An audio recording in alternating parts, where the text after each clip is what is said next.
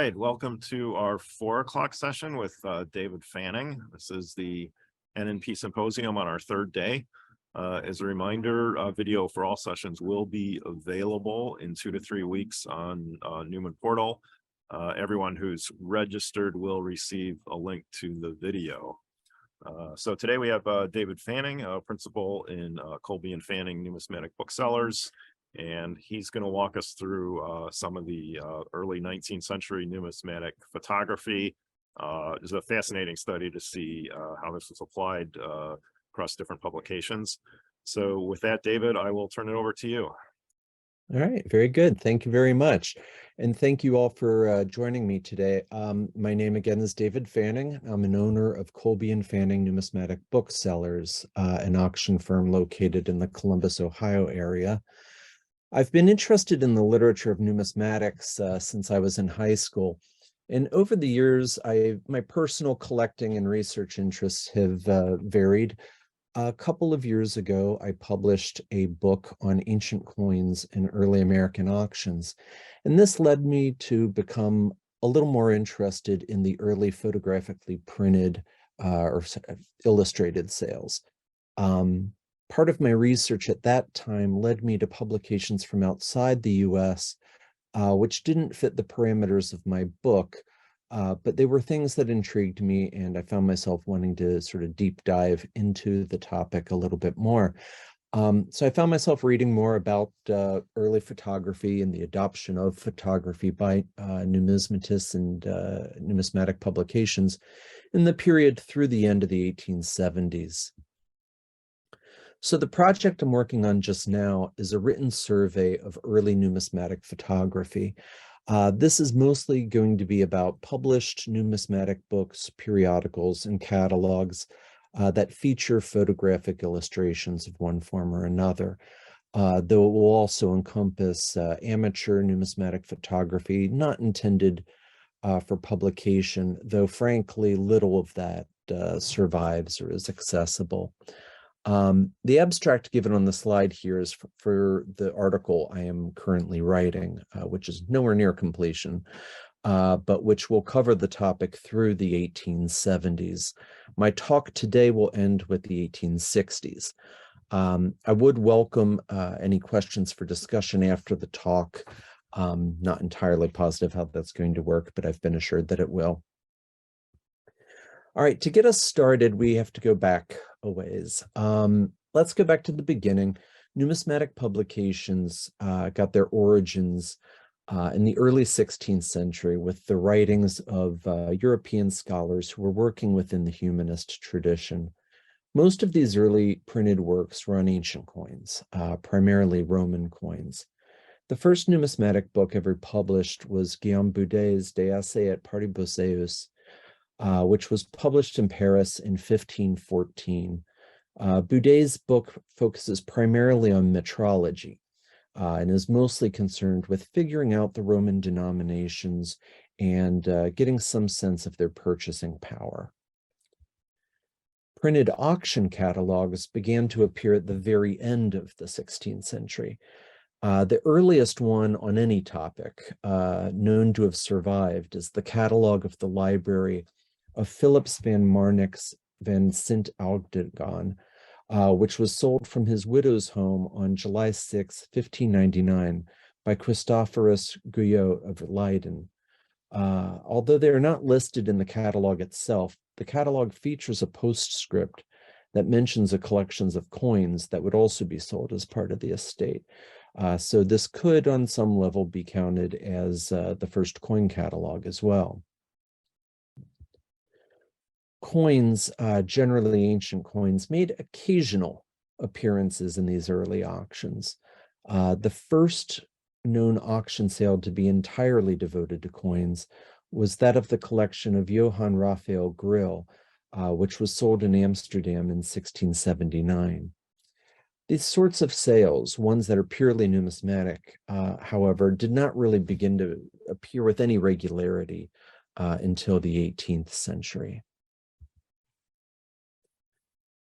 The numismatic periodical, as a distinct genre, also traces its roots to the first half of the 18th century, with publications such as Johann David Köhler's Historische Moonsbelastungen and Johann Hieronymus Lochner's Sammlung Merkwürdiger Medaillen appearing. These periodicals remain important to us today for providing contemporary commentary on newly struck coins and medals. That was a big difference between these and most of the books at the time. The early periodicals were mostly keeping track of new issues. So they're rather interesting to us today because of this. They feature a lot of information that would otherwise have been lost. And it's interesting because they managed to combine aspects of truly scholarly publications, things like the Acta Eruditorum of the time, with the topicality of the newspapers that were starting to be more frequently published at the time. Numismatic books and periodicals had begun to be published with illustrations very early in their history. In these early publications, the illustrations were engraved, being printed with either woodcuts or occasionally metal plate engravings. The advantages of illustrating numismatic works are obvious, though any engraved technique carries with it the risk of disseminating inaccurate information. Many early works illustrate coins that are simply imaginary or apocryphal. This image purports to illustrate a coin of the Second Triumvirate, showing Octavian, Mark Antony, and Lepidus. Well, there actually is a very cool coin from Ionia depicting these three. The illustration here is fanciful at best. The use of illustrations in auction catalogs was slower to develop. The first auction catalog to feature an illustration of an object offered for sale within it is the catalog prepared for the collection of paintings belonging to Sir James Thornhill, which was sold in London on February 24th, 25th, 1734 and 5. That's 1734, 35 from our perspective, by the auctioneer Christopher Cook. This catalog featured an engraved depiction of nature adorning the three graces by Peter Paul Rubens and Jan Bruegel the Elder, which was sold as part of the sale. While not especially accurate, the engraving is clearly of the central portion of the painting, and this was used on the title page of the catalog.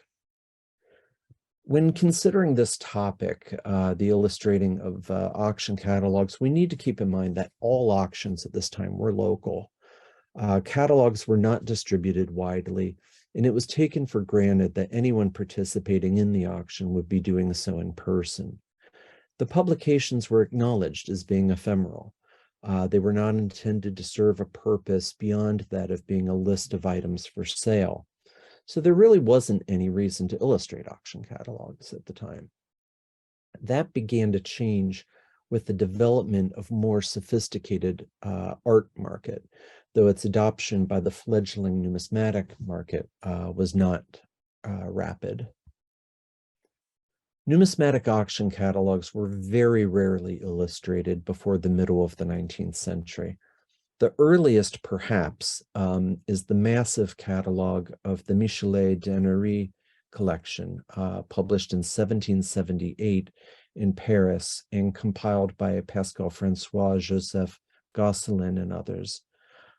This catalog, which is huge, it's over 700 pages, is both a descriptive catalog and an auction catalog, and it includes one engraved plate depicting 4 Roman gold coins set in jewelry.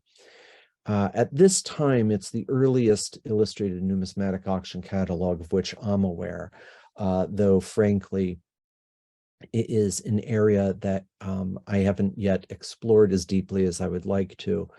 So there's always the possibility that something earlier will turn up. Engraved illustrations in 19th century catalogs were usually printed via a lithographic technique. In some cases, they achieved a high degree of technical numismatic accuracy and were appreciated from an artistic standpoint. The French artist Léon Dardel was particularly well known for his coin engravings, and his work can be seen in many publications of the day, even after photographic printing processes had come into widespread use.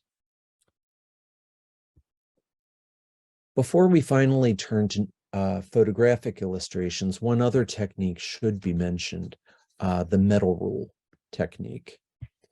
This was an engraving technique that used a pantographic ruling machine to trace a low relief object, a medal or a larger coin would be ideal, and reproduce it graphically. Christian Gobrecht, who most of us will find a familiar name, developed a metal rule machine in this country in 1817. In France, it was perfected by Achille Colas. The engravings thus produced of coins and medals were the most accurate yet accomplished at that time. The over 1,000 folio-sized plates included in the massive 20-volume Trésor de numismatique et de glyptique of Charles Lenormand et al. Were produced entirely through this process. And you can see here, this is an enlargement. This is an engraving of a sestertius that was done at the same size as the coin itself. I've blown it up here so you can get a better sense of how these metal rule plates were made. You can see the how texture and everything was done with these varying lines. It's really quite interesting. But timing is everything.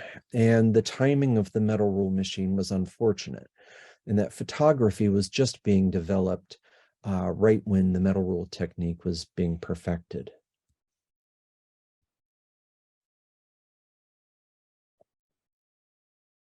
So with all of that as prelude, we finally come to the beginnings of photography. Although it may seem counterintuitive, it could be argued that photographic printing processes predated the invention of anything that's more like what we would consider photography. Joseph Nicephore Niepce developed the heliographic process in the early 1820s, drawing upon work that he had begun in the 18-teens. Without getting technical, he found a way to coat a surface with a light-sensitive substance that would respond to the differences in shading and light when an engraving was placed on top of it and exposed to light. In doing so, Niepce had developed a means of reproducing an engraving through the action of light, which was a huge initial step. To Niepce also goes the credit for the earliest extant photograph taken from life, a view from out his window in Saint-Loup de Varennes in Seine-et-Loire, Bourgogne, France. This view from the window at Le Gras, as it's usually referred to in English, was taken in 1827. An earlier version of the same photograph had been taken a few years before by Niepce, but has not survived. So this slide is showing the original, this is the original photograph here on the left. Over here we have a digital version that has been touched up and colorized to allow us to get a better understanding of what exactly it is that we're seeing in the original. But basically he's looking out the window, and this is one wing of the house. This is the other wing of the house.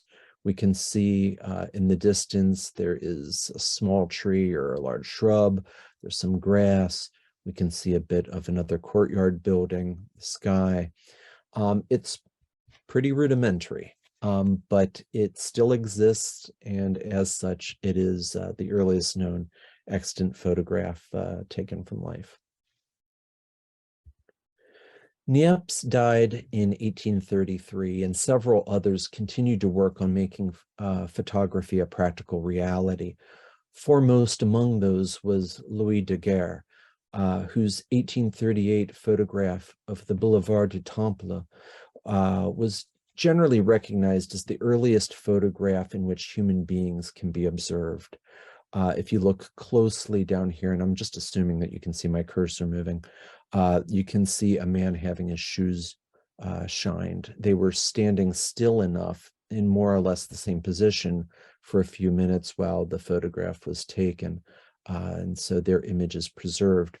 It's speculated that given that this is a rather busy street, that there would have been people walking along who simply were not captured by the photograph because it took quite a while to take.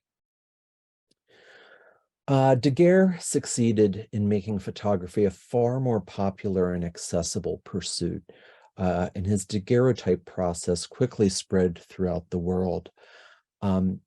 Interestingly enough, I hadn't heard this before, but the French government bought Daguerre's process from him in exchange for a lifetime pension for him and for the surviving son of Niepce.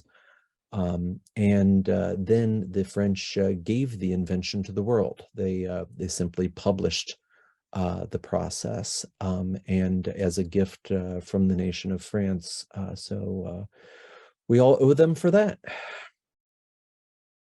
All right, in a fascinating numismatic connection, the first photograph known to have been taken in the United States, or at least the first extant one, was this view of the Philadelphia Armory and the Central High School, which was taken in 1839 from out the window at the U.S. Mint by Joseph Saxton, who was in charge of developing and maintaining weighing apparatuses there. This is, you can see, photography from life has come a long way in just the decade or so from Niepce's much more difficult to interpret photo. Saxton was also involved with the creation of this image of the Mint building, which is printed in Jacob Eckfeldt and William Dubois' 1842 Manual of Gold and Silver Coins of All Nations. A composite technique was used here, in which Saxton took a photo, which was used by Christian Gobrecht to create a bas-relief, of which an electrotype was made, which was then engraved using Saxton's metal roll machine. It seems quite a few steps to go through, but it is a very striking image, and you can see in the lettering down here that it is ascribed to both Gobrecht and Saxton.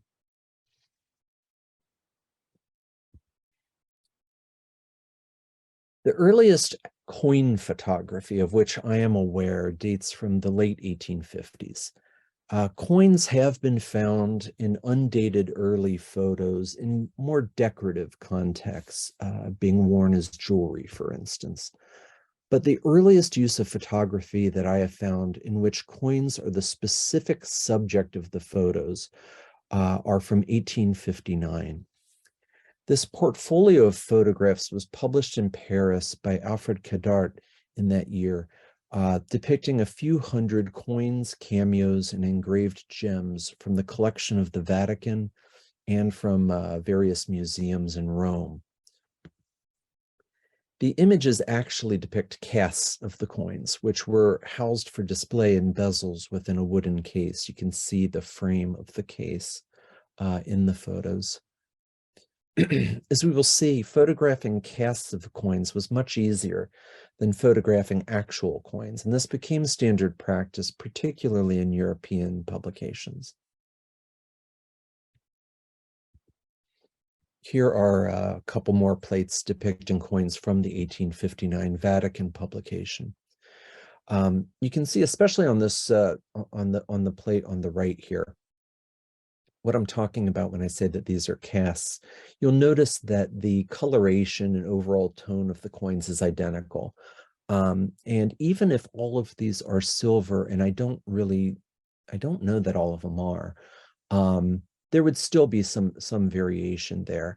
If you look in the plate on the left, there are a few modern coins that I believe are actually the coins themselves, but they stand out. They're definitely darker. They're a little more porous looking. In some ways they look better, in some ways they look worse, but you can see the difference there. If I didn't already say, this is an extremely rare publication. I've only managed to trace a few sets of these plates, and I've only been able to examine one of them.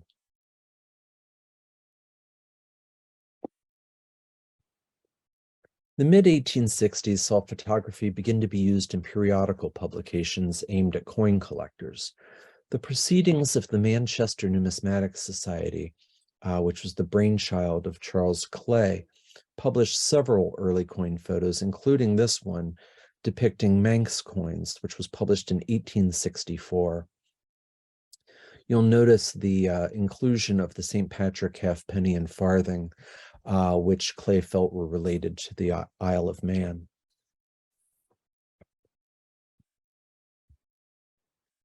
Clay produced a photograph of American colonial coins in 1866. This was also published in the Proceedings of the Manchester Numismatic Society. These were all coins from his collection, which included a fake penny shilling there. This is an exceptionally important photograph, being the first to depict these coins in that manner. Clay's photographs depict the actual coins, not casts of them. And you can see in this photo how the variation in metal and surface qualities affects the quality of the photograph.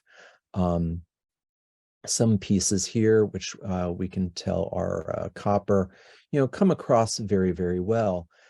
Things like the NE shilling, there's a Lord Baltimore shilling. They are, much more difficult to capture.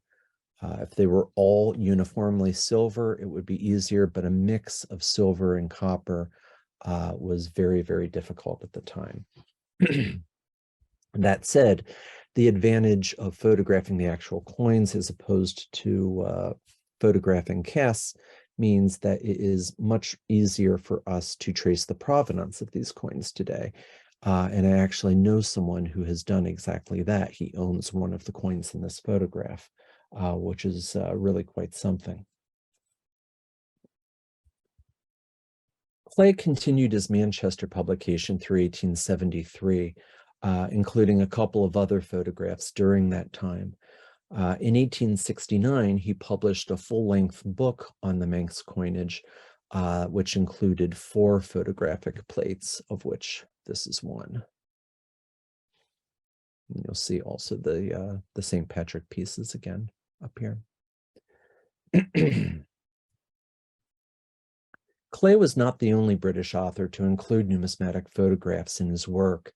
In 1867, Archibald Billing published The Science of Gems, Jewels, Coins, and Metals, Ancient and Modern. This handsomely produced work included 18 fine photographic plates, mostly of cameos, engraved gems, and seals, but also of coins, including ancient Greek coins and modern British issues. You can see a couple of famous examples up top there.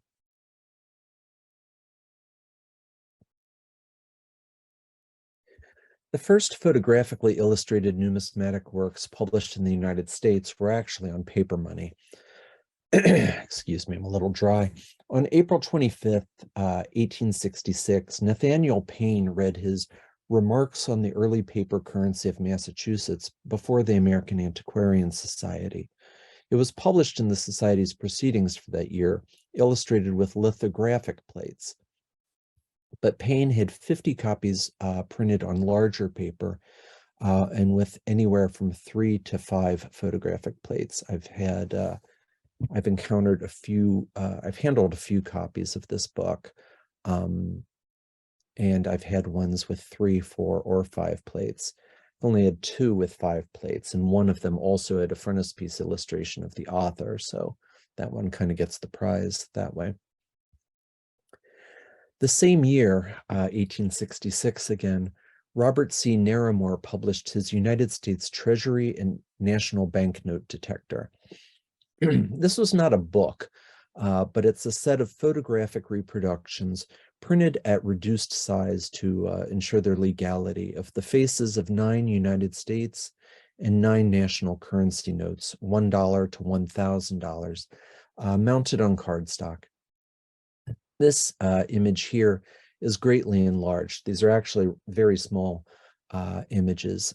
They were available individually mounted on cards or mounted back to back or in the form of a wall chart. Whichever form it's in, all of them are rather rare today. But you can see just by looking at this, and like I said, this is very enlarged, you can see the quality of the work is very good.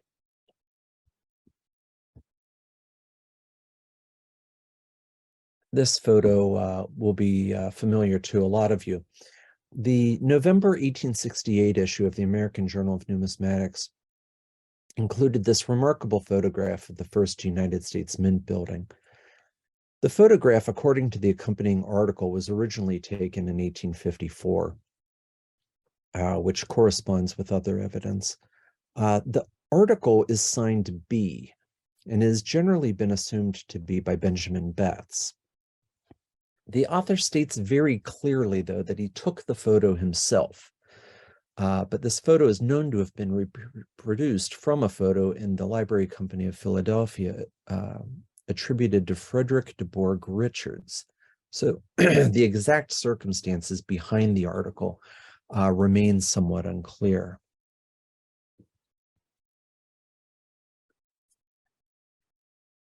The plate of 1793 large sense produced to accompany Sylvester S. Crosby's 1869 article in their dye varieties is perhaps the most famous early numismatic photograph.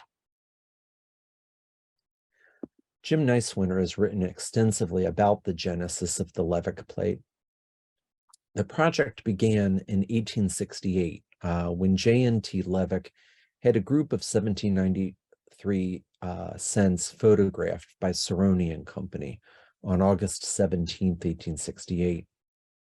These photographs, shown in the present slide, were distributed to a very small number of advanced collectors for their feedback. I only know of 3 sets of these plates that have survived. The present set that we're looking at, the annotated set that was sold as part of the Eric P. Newman Library, and Matthew Stickney's set in the Peabody Essex Museum. So these are hugely important for American numismatics. 2 versions of the published Levick plate were produced and ran in the April 1869 issue of the American Journal of Numismatics. The first on the left was probably produced for Levick by Cerrone and Company, the same firm that produced the prototype plates. They likely date from the end of 1868. The second version to the right was produced by George Rockwood, probably in very early 1869. The plates are very similar with some minor adjustments of position and most notably differ in the lighting. The exact circumstances behind their issuance and distribution remain unclear, though there is some evidence that certain plates were distributed to corresponding members, other plates were given to local members. It's a little confusing, though, still. This is another mystery that we need to solve. The May 1869 issue of the American Journal of Numismatics included an article called Devices on United States Coins and Pattern Pieces. It was accompanied by a fine photographic plate. Actually, it's 2 plates.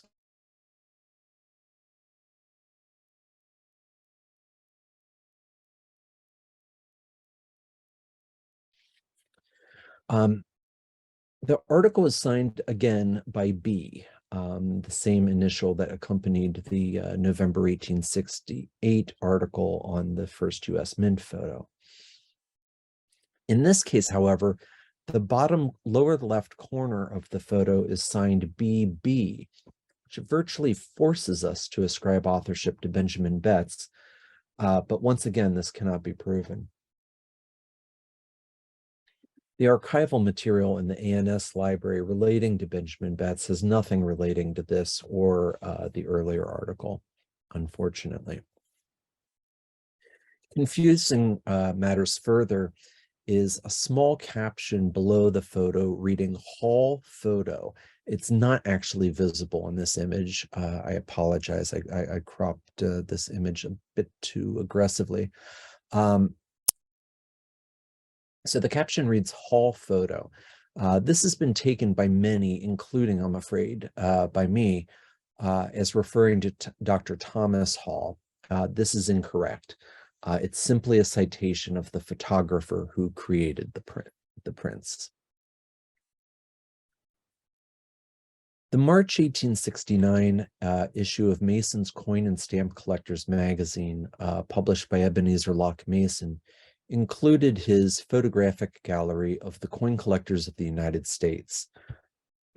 This plate, while not numismatic in and of itself, is extraordinarily valuable for those of us who are interested in the history of the hobby. These photos, as small as they are frequently the only images we have of some of these early American collectors.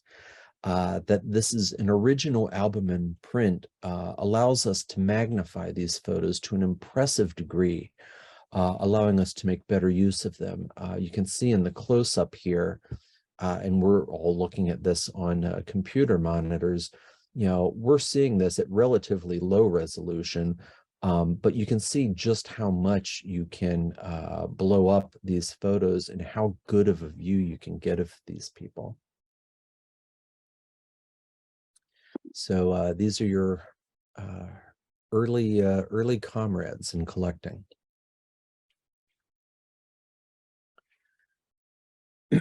The Americans were not the only ones beginning to use photographic illustrations in coin journals. The 1868 volume of the Berliner Blätter für Münz, Siegel and Wappenkund includes Julius Friedlander's Römische Münzen in Kujavien, which is accompanied by a lithographically printed photograph, a form of early colotype. This is a very early use of this technology, and was made using a cast of a Roman medallion rather than the medallion itself. But it's very clear, and this would go on to become really the dominant way of illustrating coin publications for more than half a century. The Blätter für Münzfreunde, which was published in Leipzig, included the plate on the right in its April 1869 issue.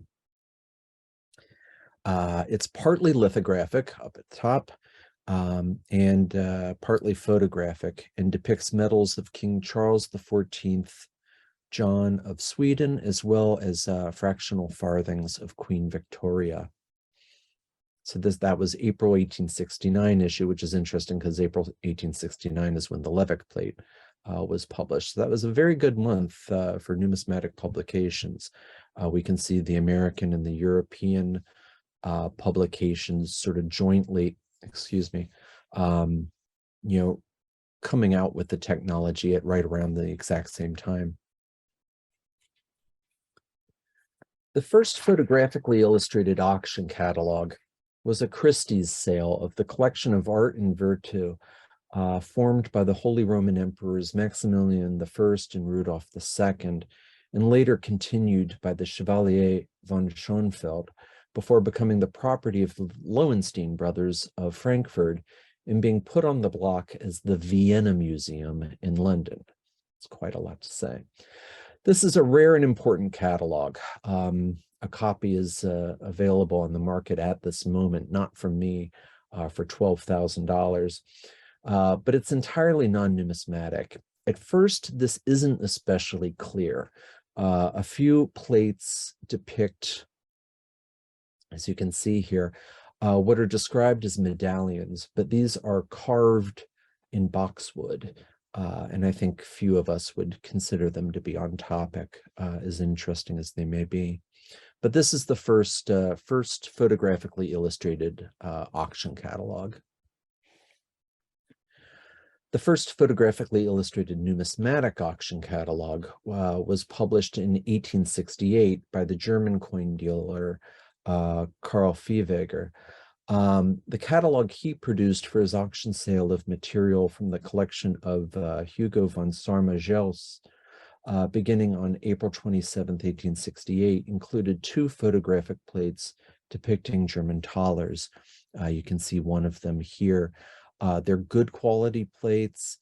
They tend to be a little light by now, but overall, I'd have to say that they've survived quite well.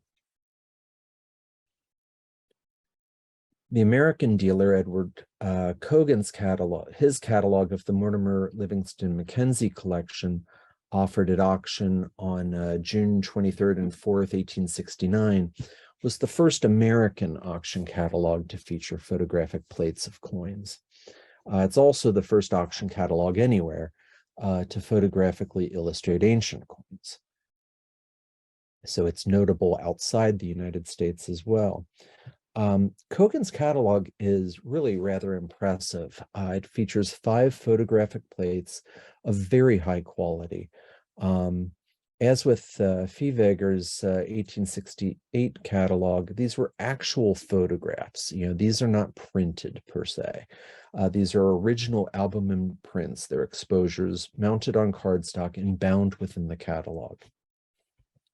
Cogan would use that process in several more of his illustrated auctions throughout his career. He did several of them that are photographically illustrated.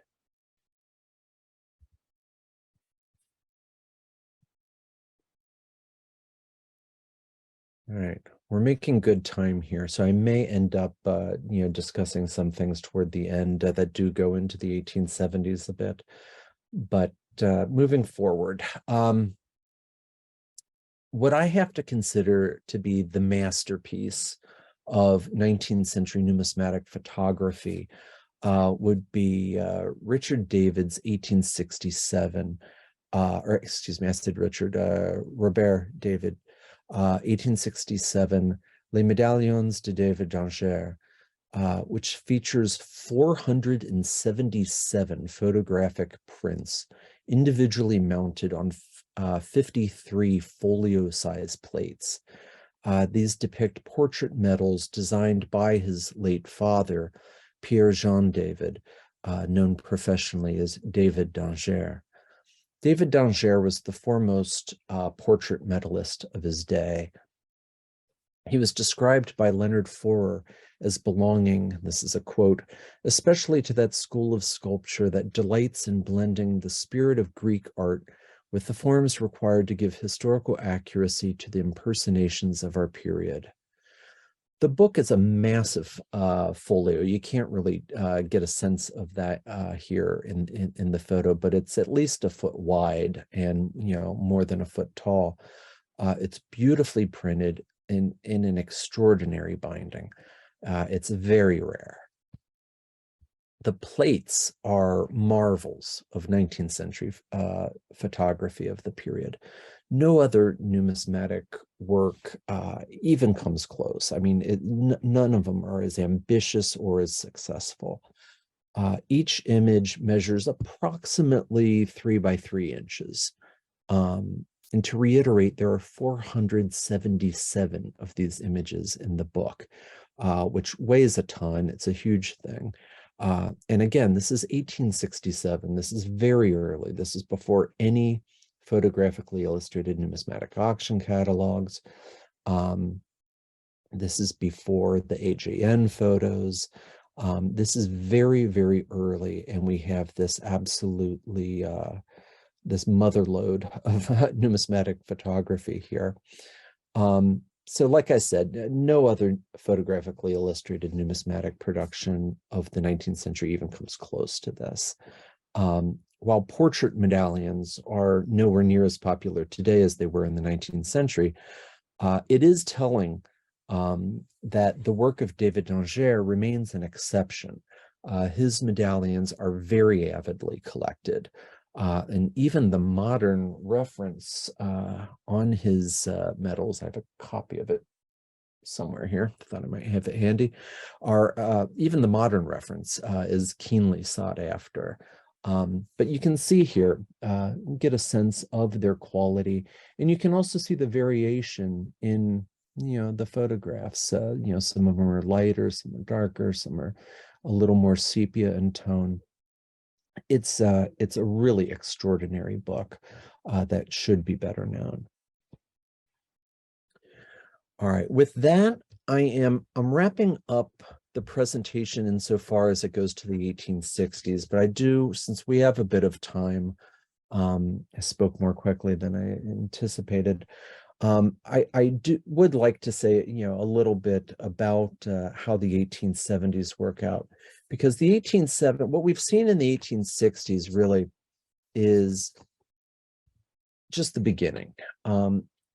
Numismatic photography had not hit its stride at that point, and it certainly hadn't become, commonplace. The 1870s is when that happens, and that's when you see various European journals start to have photographic illustrations. You start to see them more frequently in American publications as well. Especially the Americans really paved the way in far as for auction catalogs. That's where we really shone. The commercial hobby developed in such a way in the United States that photographically illustrating numismatic auction catalogs made a little bit more sense here in the US than it did elsewhere. That said, photography in the English periodicals could be argued to have been better.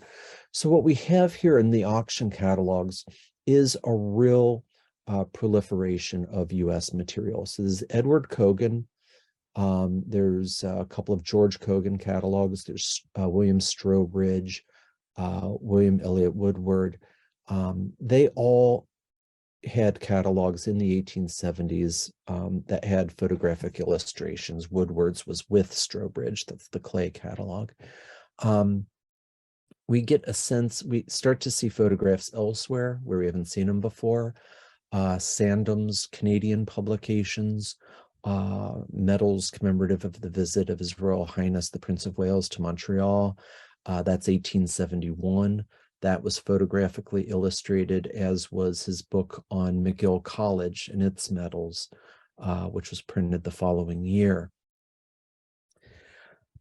Periodical works in Europe, in continental Europe, really, the Numismatische Zeitschrift of Vienna began publishing photographically in 1871 in an article by Friedlander, again.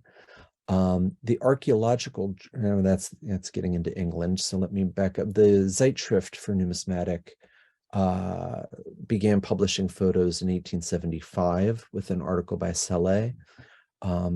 They continued to more regularly starting the next year, 1876, in an article by Imhoff Blumer, who was another early adapter. The Annuaire de la Société Française de Numismatique et d'Archéologie was photographically illustrated as early as 1877, which is interesting because the Revue Numismatique did not publish photographically until the 1880s. Mélange de Numismatique began publishing in 1878 with, they didn't begin publishing them, but that's when they first began publishing photographically illustrated works in a long article by Garriott. The Americans continued. William Sumner Appleton had more than one published article that was photographically illustrated. The British, in their archaeological journal, there's a numismatically illustrated article in 1875. But for the British, what you really start to see is this sort of nexus between the British Museum, the people connected with the British Museum, and the people connected with the Royal Numismatic Society, who are often the same people. You start to get a series of really good publications in the 1870s. The first photographically illustrated article in the Numismatic Chronicle, which is the publication of the Royal Numismatic Society, was in 1873, and that was by Stanley Lane Poole. And that gets into an interesting thing, because I think most of us would assume that the early photographically illustrated works would probably have been on Greek coins, ancient Greek coins. If you're thinking in terms of overall artistry And if you're also thinking in terms that the British Museum began work on the BMC series, the British Museum Catalog series of Greek coins in the 1870s, you might, be forgiven if you just assume that the earliest photographically illustrated works on coins were going to be of Greek coins, but they were actually on Islamic coins. And some of Stanley Lane Poole's works were illustrated photographically from the start, including the British Museum Catalog of Oriental Coins, as they called Islamic coins at the time. That series began in 1875. And from the very beginning, that was photographically illustrated, whereas the initial volumes of the BMC Greek series are illustrated with lithographs, not photographs. What we see as time goes on is we start to see articles in the Numismatic Chronicle on Greek coins by Barclay Head that are photographically illustrated, by Percy Gardner on Seleucid coinage, again, photographically illustrated.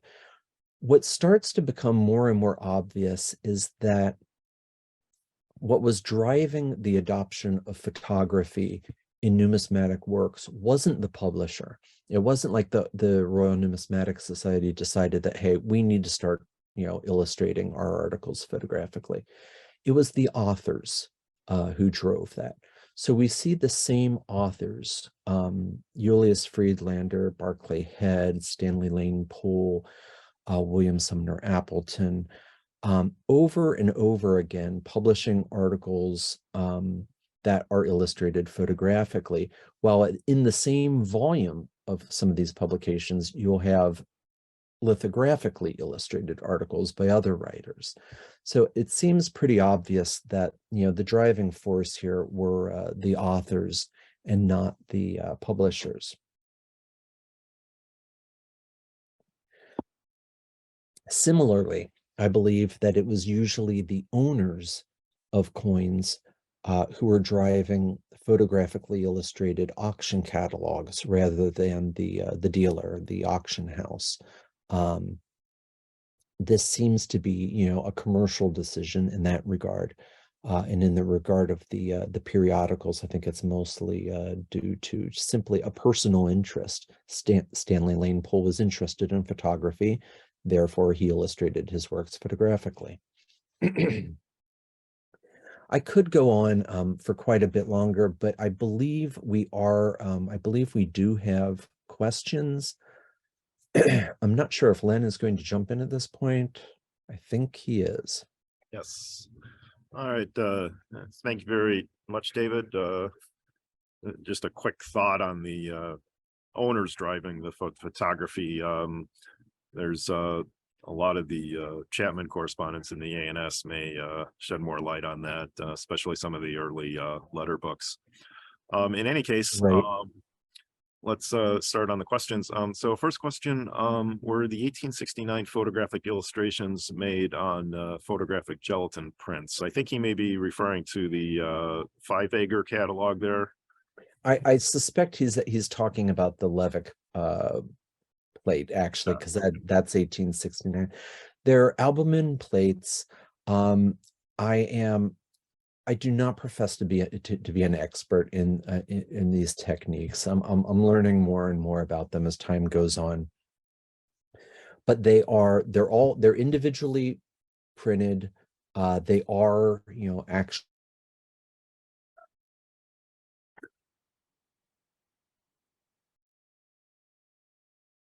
involved with albumin plates, but I couldn't really speak to the chemistry on that.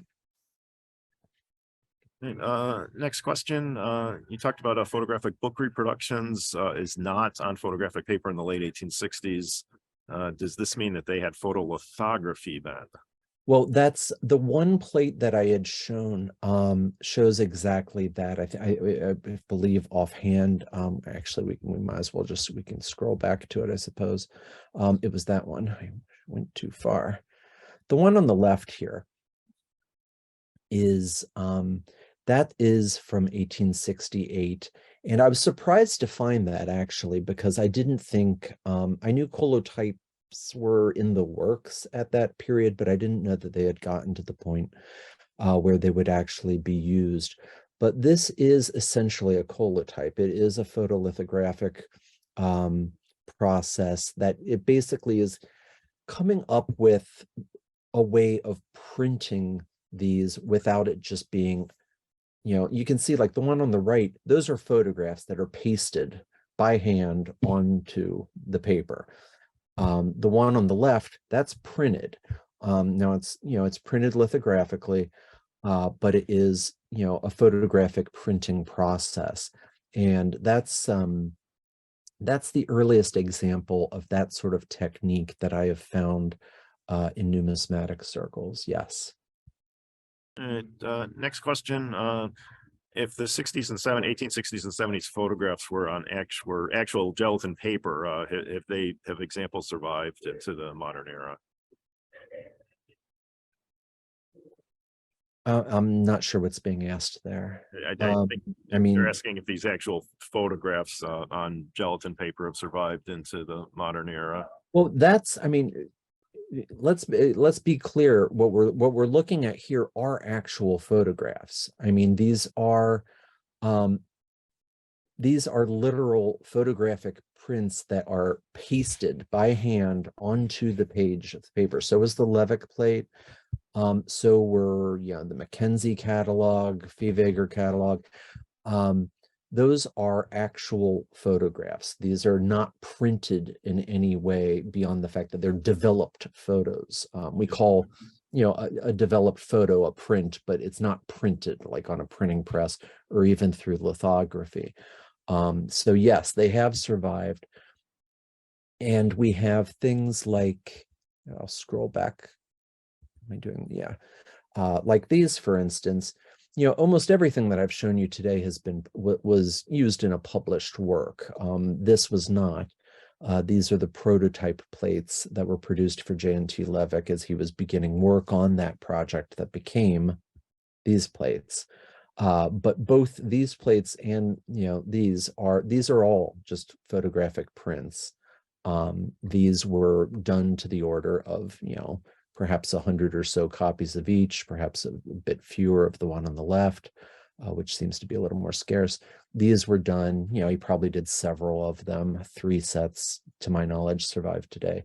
But yes, these are photographic prints from the period. Yeah, and we actually have kind of a analogous situation today where when we had the transition from black and white to color, you'd have a lot of productions with color plates pasted in actual photographs. That's true. And also some special editions where instead of halftones, they were issued with actual photographic plates. Some of the superior catalogs from the 1980s, where you can see there's waviness on the paper, which you often see. And I've often been asked as a bookseller, did this get water stained or something? Why are the pages wavy? And it's well, they're wavy because if you take a large photo and you paste it onto a piece of paper, you're going to get some waviness. That moisture is going to affect it. And that's what you're looking at there. All right, next question. Great presentation. Can you comment on the photographs in Snowden's 1861 book on the Washington medals? What exactly are these? Are they facsimile engravings? Okay. Or I'm trying to remember myself, but I sort of. Yeah, I know. Bear with me. I think I have a copy. Yeah. I think that book may even contain metal rulings, but yeah, I don't have a copy in front of me either. It might, and it may also include engraved plates. And I really did think I had a copy of that handy, and it is not jumping out at me, unfortunately. And I would be able to answer your question. This is frustrating. I'd be able to answer that much more easily. Oh, wait. No, that's Baker. Now, of course, he had the companion book in 1860 with had the mezzotints in it, but the right. This is the Washington book. This is Snowden's Washington book. This is 61. So yeah, here you have metal rule plates. which are, yeah, very, very nice ones. I'm trying to just remember if there's anything besides that technique used. I think they're all metal rule. The easy thing with metal rule is if you take a magnifying glass and you look at a metal rule technique, you're going to see something that resembles a lot more that slide that I had shown. Thought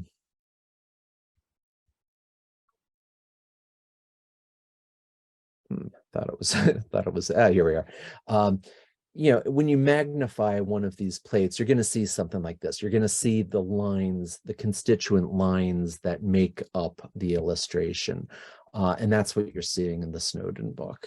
Yeah, but they're really good. I mean, believe me, at the time, you know, before photography, that was as good as it got. But it's pretty darn good. Sure. Just can't magnify it. And then, you know, in order to depict relief, they'll have wider spacing in the lines. So exactly. No, they're really interesting. It's a really interesting technique. Okay. All right. Next question. What is your opinion of the quality of the photographs in the Dickinson 1859 manual? And I mean, you keep making me turn around and grab books off my shelf. They're interesting. I like what are called chromolithographs, which are basically just a fancy way of saying color lithographs, which is what we're seeing here. You know, these are not photos by any stretch of the imagination. They're lithographs, but they are they're colored. They're printed in tints, and they're neat. Frankly, when you take a look at, I'm looking at this is the 1859 edition that I'm looking at right now. If you compare those illustrations to the metal rule illustrations in Snowden, frankly, I think the ones in Snowden are much better. But they, you know, frankly, they get the point across.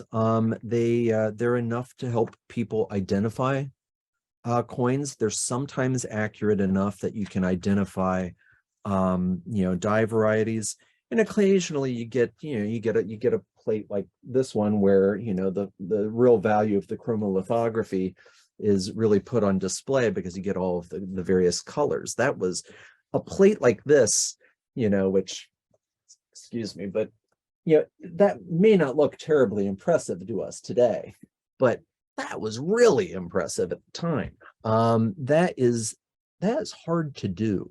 And was not something that was going to be in every other book on your bookshelf. That was going to be rare. All right. And I assume when you get to the point of publishing this, you'll have sort of brief overviews of all these techniques, chromolithography and color. That's the idea. Yeah, that'll be very helpful for the neophytes among us. Well, it's one of those things where I don't think any of us really particularly need to fully understand these things unless we're planning on going out and starting to, you know, make tintypes of our own. But it is helpful to have an idea. I've had people who have referred to the Dickinson photos or plates as photos, or, you know, been confused as to, you know, what exactly was going on in the Snowden book. There's a lot to learn, but what's really cool, I think, is just watching the genesis of the photography. That's what's really caught my eye. All right, next comment, cannot wait for your book. You probably more of a long article at first, but okay. Maybe we'll see. I'll have to talk to the Newman people a little bit more if I want to expand it into a book. Okay. All right. All right. If there are any other questions, this would be a good time to get them in. We'll remind everyone, video will be available in 2 to 3 weeks. You will get an email with the link. And our next event will be in conjunction with the Central States Show this spring. It'll be a hybrid live event. So we'll continue the online sessions as we have, but we'll also have a few in-person presenters that'll be live streaming. So look forward to that. All right. Looks like there's no other questions here, so we will wrap it up. All right. Well, thank you very much. I appreciate everyone showing up. I appreciate the questions. All right, great session. Thank you very much, David. All right. Thanks now.